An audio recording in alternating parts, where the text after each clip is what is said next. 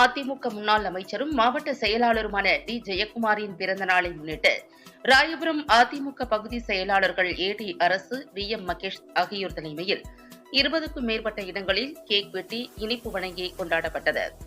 இந்நிகழ்ச்சியில் ஏராளமான பொதுமக்களுக்கு நலத்திட்ட உதவிகள் மற்றும் சிக்கன் பிரியாணி, பிரிஞ்சி உள்ளிட்ட அன்னதானம் வழங்கப்பட்டது.